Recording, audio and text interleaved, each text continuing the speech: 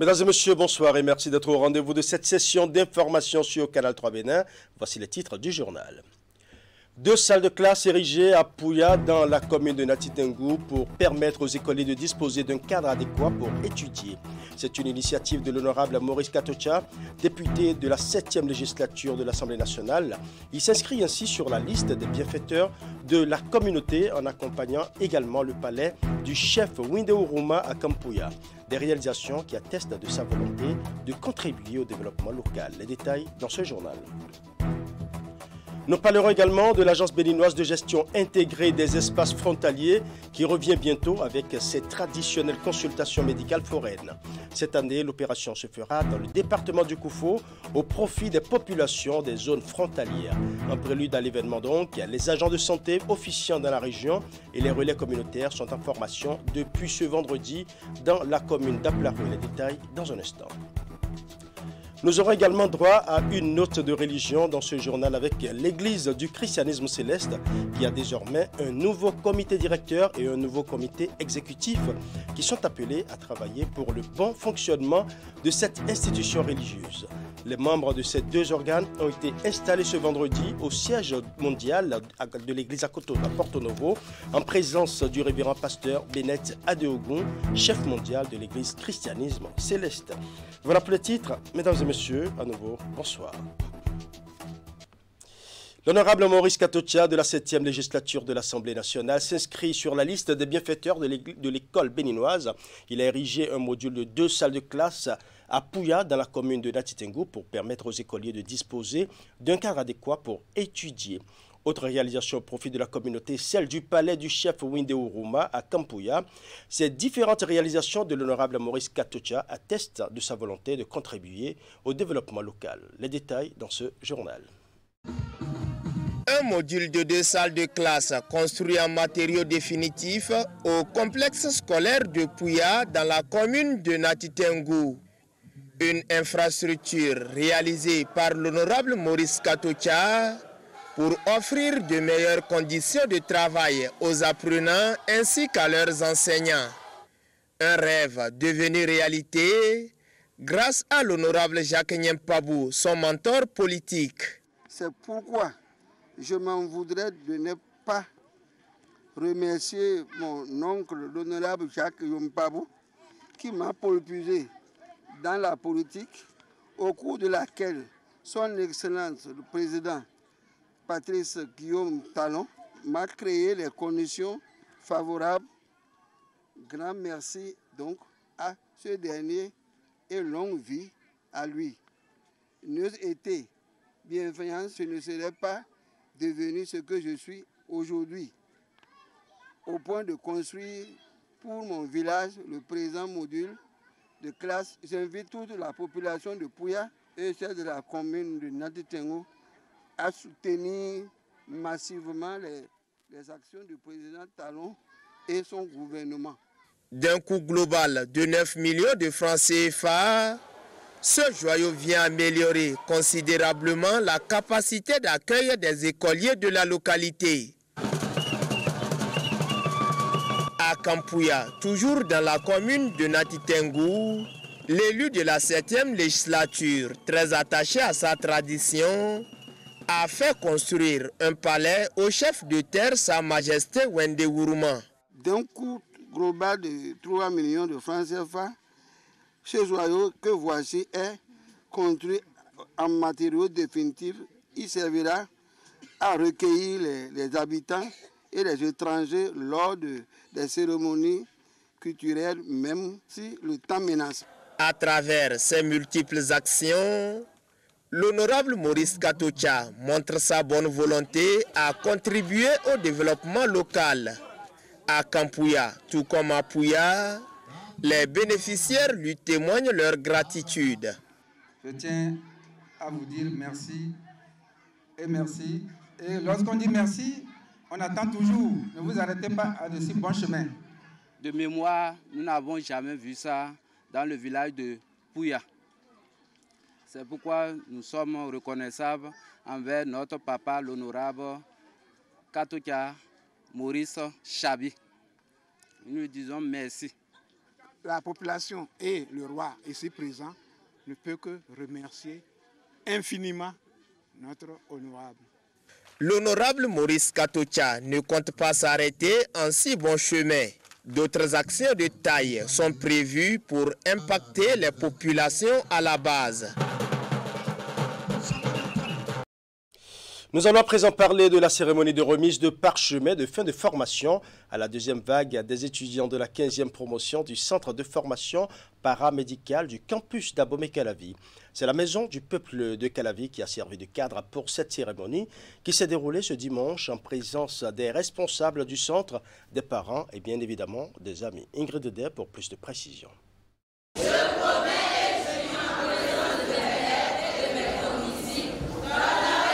C'est par cette prestation de serment que débute cette cérémonie de remise de parchemin de fin de formation aux étudiants de la deuxième vague de la 15e promotion du centre de formation paramédicale du campus d'Abomey-Calavi. Devant parents et amis, ils réaffirment ainsi leur engagement à exercer leur profession dans le respect de la déontologie du corps auquel ils appartiennent désormais. De nos jours, ce n'est pas seulement un diplôme académique qu'il faut. Il faut des diplômes professionnels. À côté d'un diplôme académique, il faut un diplôme professionnel à nos jeunes de ce jour. Parce que actuellement, il n'y a pas d'emploi. Il n'y a pas d'emploi. Beaucoup ont obtenu de maîtrise. Beaucoup ont obtenu de licences, même des doctorats, qui sont actuellement à la maison. C'est pour cela que notre objectif est d'orienter ces jeunes vers des emplois crédibles, des endroits sûrs pour leur permettre de gagner leur vie, pour leur permettre de gagner leur avenir. C'est en un mot, c'est l'objectif, la mission de CEFOPAM. Pour avoir suivi une formation de 9 mois, répartie en cours théoriques et stages pratiques, les 113 étudiants de la promotion reçoivent leur parchemin des mains des responsables du centre et du président d'honneur, Corneille Atindeou. Ce sont de nouveaux délégués médicaux, secrétaires médicaux, auxiliaires de pharmacie et magasiniers d'hôpitaux qui viennent ainsi d'être mis sur le marché de l'emploi.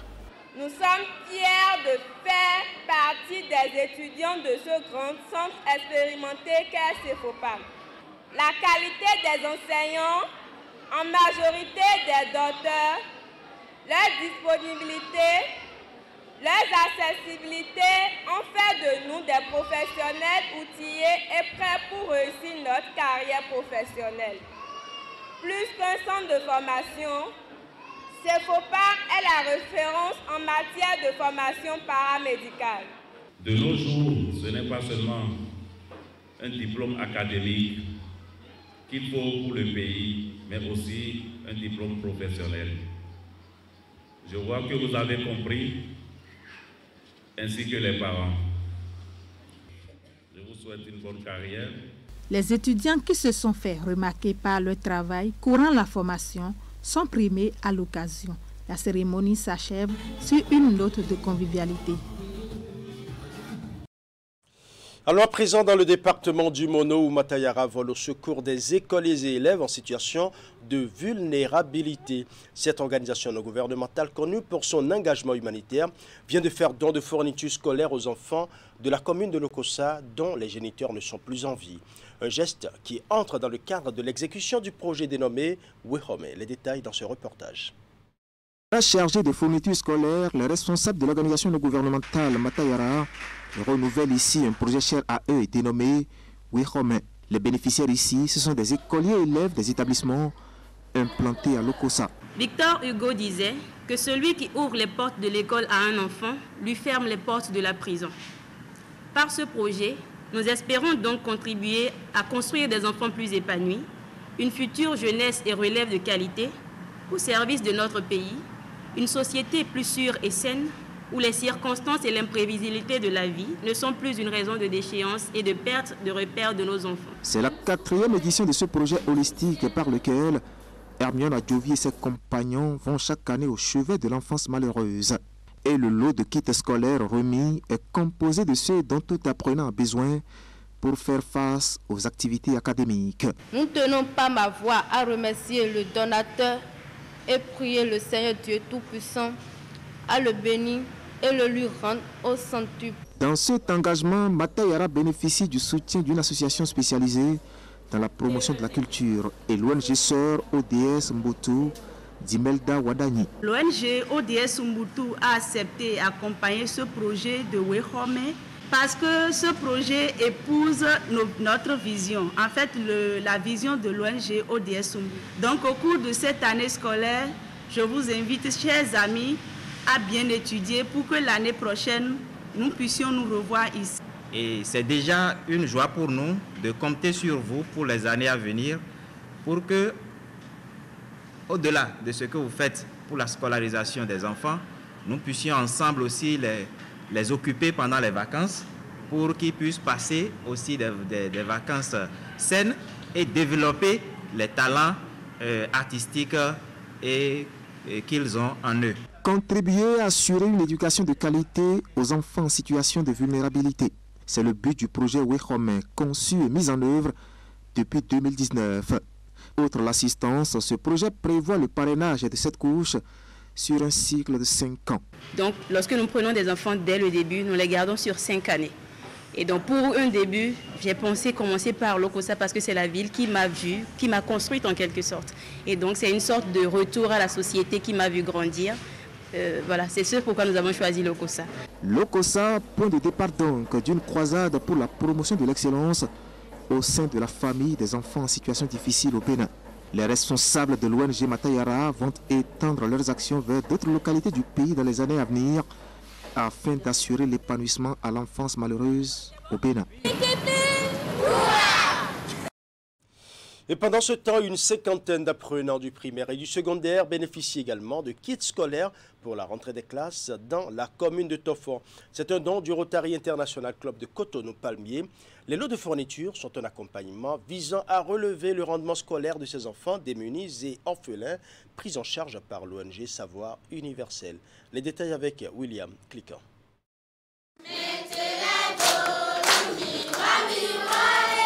Des écoliers et élèves de Adjaho, dans la commune de Tofo, heureux d'accueillir la délégation du Rotary International Club de Cotonou-Palmier, venue à eux les bras chargés.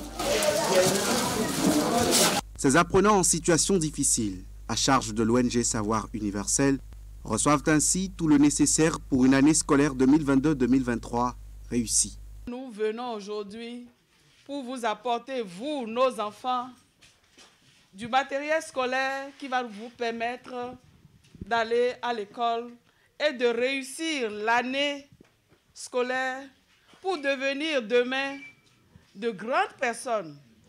Des grandes personnes aussi qui vont penser à ceux qui n'ont pas beaucoup de moyens. Nous avons apporté 50 kits scolaires de la maternelle au CM2 et puis de la 6e à la classe de première.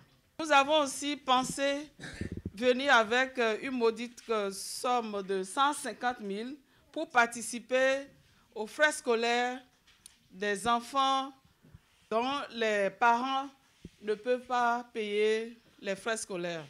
Ces kits scolaires contiennent, comme d'habitude, ce dont on a besoin pour aller à l'école, pour étudier, à savoir des bics, des crayons, des vrais dessinateurs, des cahiers, des livres, des boîtes de couture.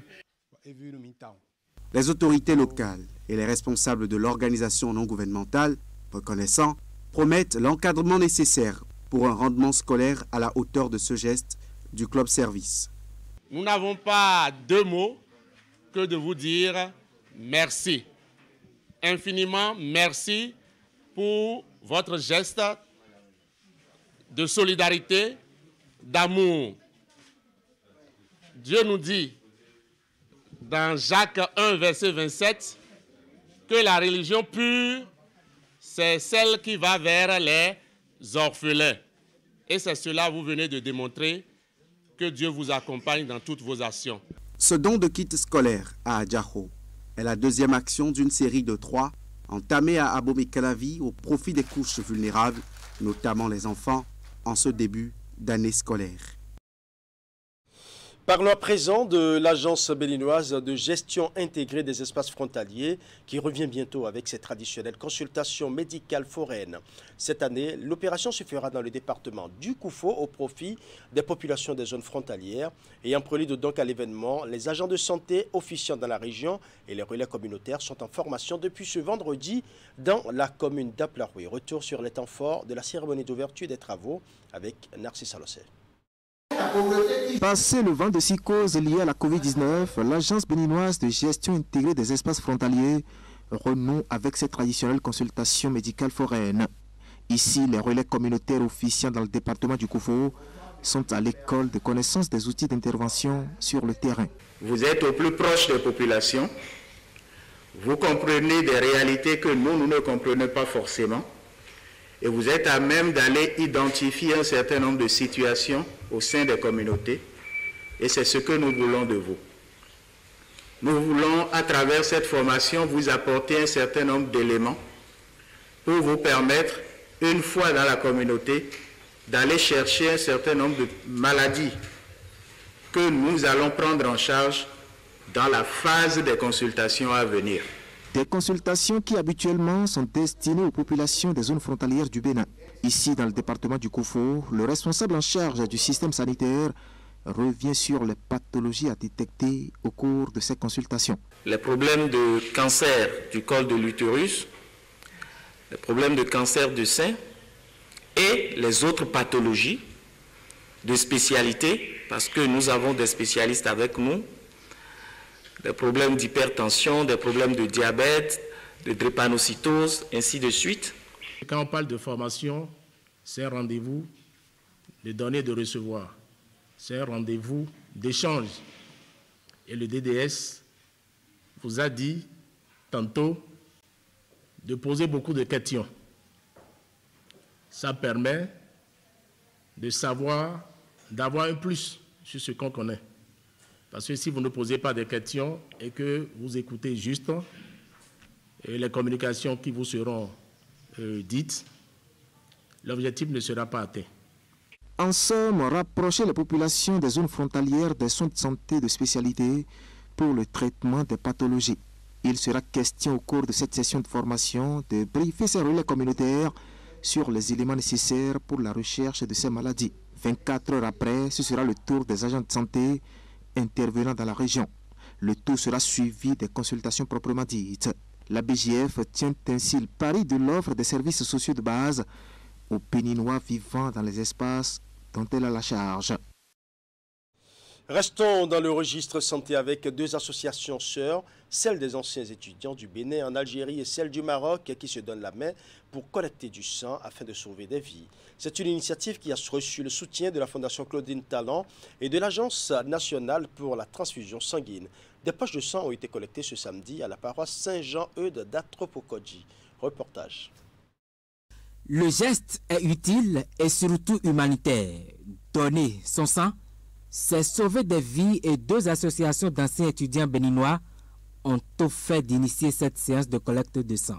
Je suis venue donner un peu de mon sang en espérant sauver une vie.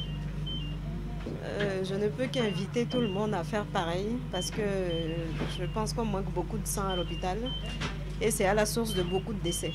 Si chacun de nous pouvait faire l'effort de donner au moins 2 fois par an, sachant qu'une femme peut donner 3 fois et un homme 4 fois, si on pouvait faire l'effort là, je pense qu'on sauverait beaucoup de vies. Les associations d'anciens étudiants béninois du Maroc et de l'Algérie sont soutenues ici par la Fondation Claudine Talon et l'Agence pour la transfusion sanguine.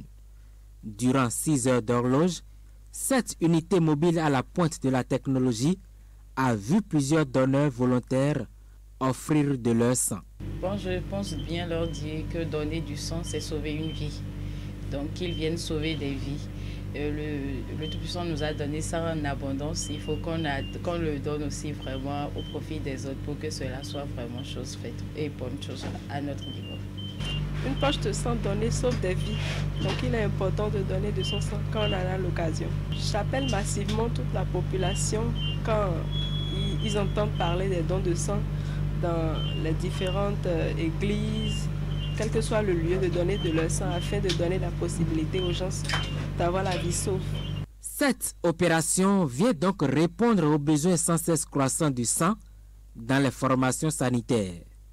Les initiateurs sont satisfaits du nombre de poches de sang collectées sur place. L'objectif de notre association, c'est pour faire des dons, c'est pour faire des actions sociales, et cette action aujourd'hui particulièrement fait partie d'une action sociale noble qu'on a décidé de faire pour sauver des vies. À remercier toutes les institutions qui nous ont appuyés, la Fondation Claudine Talon, sans laquelle nous ne pourrons pas être ici, la NTS également, et la presse qui vient nous appuyer. Nous remercions vraiment tout ce beau monde qui est derrière nous, grâce auquel nous sommes ici pour faire l'opération de don de sang. L'appuyer pour en appeler à toute la population de sortir pour faire le don de sang. Donner le sang, c'est sauver une vie. On peut même dire que c'est donner la vie. Donc c'est une action très importante et nous invitons toute la population à venir. Les deux associations d'anciens étudiants du Bénin comptent réitérer dans les tout prochains jours cette action de collecte de sang, toujours dans la dynamique de sauver des vies humaines.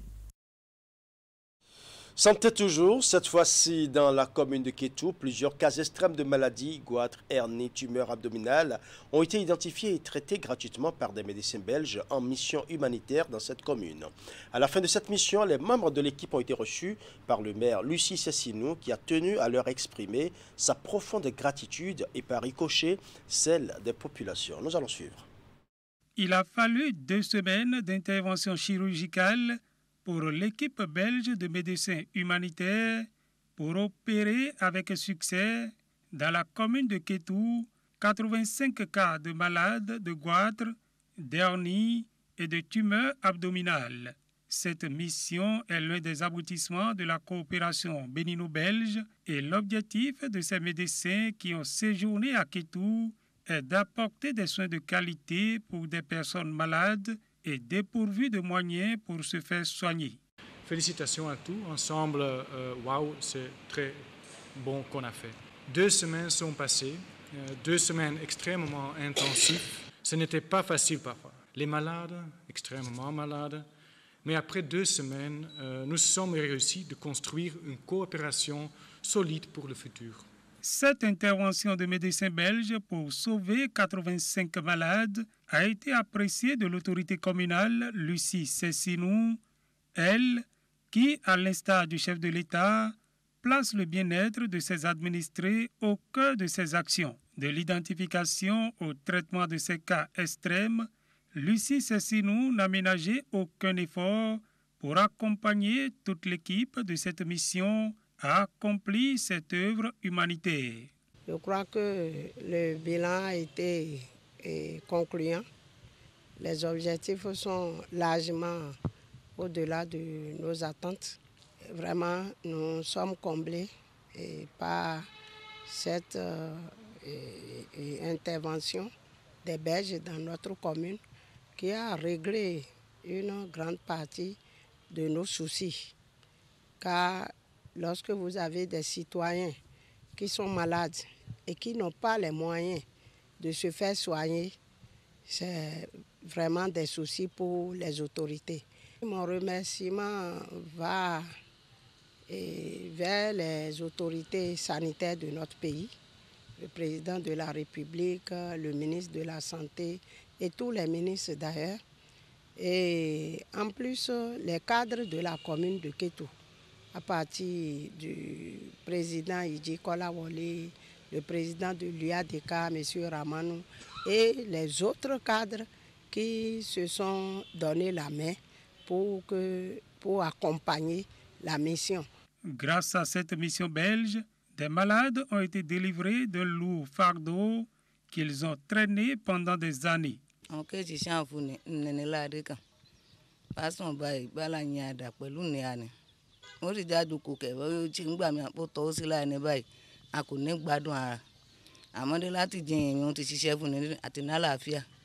ne peux pas vous dire combien de fois j'étais trop content de leur arrivée et du travail abattu en si peu de temps. Parce qu'ils viennent de semer la joie dans le cœur du roi de la population de Kétou. Qui vous souvient, tous ceux qu'ils ont opérés là, Si ce n'est pas cette opportunité qu'ils ont, leurs jours sont comptés. La joie des populations de Kétou est partagée par le maire Lucie Sessinou, qui salue et encourage la coopération bénino-belge. Parlons à présent de la deuxième session extraordinaire au titre de l'année 2022 du comité interparlementaire de l'UEMOA qui s'est achevée sur une note de satisfaction. 5 jours de réflexion intense qui ont débouché sur des recommandations, notamment en matière de lutte contre les produits de santé de qualité inférieure et falsifiés. Nous allons suivre ici le président du CIP UEMOA, le député Lucien Rounibo. Je voudrais, au thème des 5 jours de travaux, vous remercier pour vos différentes contributions et participations actives au succès de cette session extraordinaire. Nous avons mené des débats riches, variés, sur les thèmes, à savoir la problématique de la lutte contre les produits de santé de qualité inférieure et falsifiés au sein de l'Union, défis et perspectives. 2. Le programme régional de formation professionnelle, nouvelle dynamique de collaboration entre les acteurs régionaux. À travers ces 2 thèmes, nous avons fait l'état des lieux et nous avons compris qu'au niveau de l'Union, qu'il reste encore beaucoup de choses à faire et que nos gouvernants doivent prendre à bras le corps cette préoccupation. Donc, en tant que député, en tant que représentant du peuple, nous allons souhaiter que ces 2 problématiques soient prises en compte par le gouvernement et la Commission, pour qu'à partir de dorénavant, dans les États membres, que nous puissions vraiment régler pour une fois du bon ces 2 problématiques. Je voudrais également profiter de l'occasion pour féliciter le président de l'Assemblée qui est venu à l'ouverture de la session témoigner son amitié avec le CIP, féliciter le président de la République du Bénin qui ne cesse de manager pour la paix dans l'Union et vous remercier également de votre participation active et vous dire un bon retour chacun dans son pays respectif. Une note de religion dans ce journal. L'Église du christianisme céleste a désormais un nouveau comité directeur et un nouveau comité exécutif qui sont appelés à travailler pour le bon fonctionnement de cette institution religieuse. Les membres de ces 2 organes ont été installés ce dimanche au siège mondial de l'Église à Porto-Novo en présence du révérend pasteur Benet Adeogun, chef mondial de l'Église christianisme céleste. Reportage. Messe du dimanche au Saint-Siège de l'Église du christianisme céleste, mais également occasion pour présenter à l'Assemblée des fidèles les nouveaux membres de ces organes dirigeants, notamment le comité directeur et le bureau exécutif. Depuis 2010, ces organes n'ont pas été renouvelés et face aux défis actuels, il a paru nécessaire au président du comité supérieur mondial de l'Église du christianisme céleste, le révérend pasteur Benet Adeogun, d'injecter du sang neuf dans ces organes dont dépend le bon fonctionnement de l'Église. Il faut dire que le souci de faire en sorte que les choses aillent mieux dans l'Église a tout le temps été donc la préoccupation du révérend pasteur Papa Adeogun. Et donc dans son élan de relancer les choses, il a vraiment voulu, n'est-ce pas, redonner un nouveau souffle, n'est-ce pas, aux organes dirigeants de notre Église, afin que désormais les choses aillent mieux, surtout dans les conditions de la rupture. Parce que vous, comme vous le savez bien, avec les exigences actuelles du pouvoir en place, il faut une structuration, n'est-ce pas, et repenser les choses afin que ce que les gens croient de l'apparence de ce qui se passe donc dans notre Église soit quand même corrigé dans sa profondeur elle-même. Au total, 53 membres pour le bureau exécutif et environ 85 membres pour le comité directeur. Ils ont été installés sous la direction du révérend pasteur Benet Adeogun, qui leur a rappelé leur rôle sur les fondements bibliques et sur les fondements des textes de l'Église. Une cérémonie de grande importance. Grande importance par l'organe qu'on est en train d'installer. Grande importance aussi par les circonstances que nous traversons. Le premier aspect, c'est que le comité directeur du Saint-Siège, comme son nom l'indique, c'est un comité qui dirige le Saint-Siège. Et quand on dit Saint-Siège, c'est toute l'Église qui est représentée. Le comité directeur du Saint-Siège est l'organe dirigeant de l'Église au Bénin. Ce comité représente l'Église au Bénin, traite de tous les dossiers concernant l'Église au Bénin. Pour ceux qui le savent, l'Église a trop de préoccupations de nos jours. Il y a trop de sollicitations et on a besoin d'une forte équipe pour traiter les dossiers et résoudre les problèmes qui nous attendent. À ce niveau, ce que les femmes doivent faire pour apporter leur partition à la gestion de l'Église, au développement de l'Église, nous allons discuter ensemble et prendre de bons pas.